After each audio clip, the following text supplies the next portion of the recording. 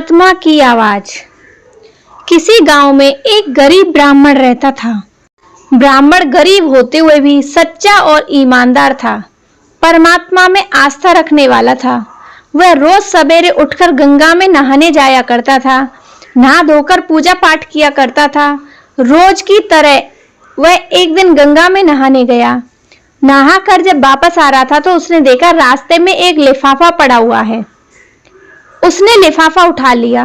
लिफाफे को खोलकर देखा तो वह ब्राह्मण हक्का बक्का रह गया। लिफाफे में एक काफी सारे नोट थे।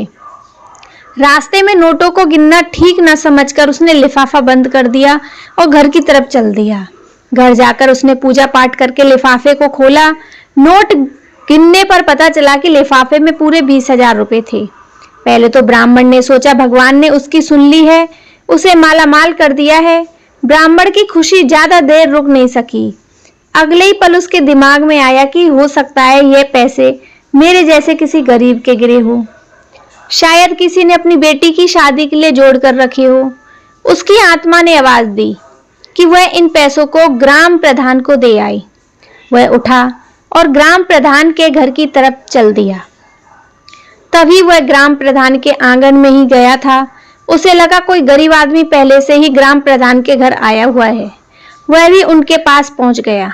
गरीब आदमी रो रो कर प्रधान को बता रहा था कि कैसे कैसे यत्नों से उसने पैसे जोड़े थे पर कहीं रास्ते में गिर गए थे।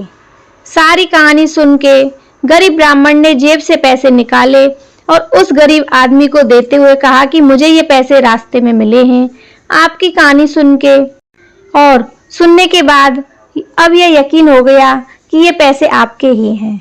पैसे देखते ही गरीब के चेहरे पर रौनक आ गई। गरीब ब्राह्मण ने कहा पैसे गिन लीजिए। गरीब आदमी ने ब्राह्मण का धन्यवाद करते हुए कहा पैसे तो पूरे ही हैं, इसमें से आपको कुछ इनाम देना चाहता हूँ। गरीब ब्राह्मण ने कुछ भी लेने से इनकार कर दिया। ब्राह्मण अपने घर को वापस आ गया। उसको इस बात की खुशी थी कि उसकी आत्मा की आवाज की जीत हुई। तो दोस्तों, आपको हमारी ये कहानी कैसी लगी? जय श्री कृष्णा, राधे राधे।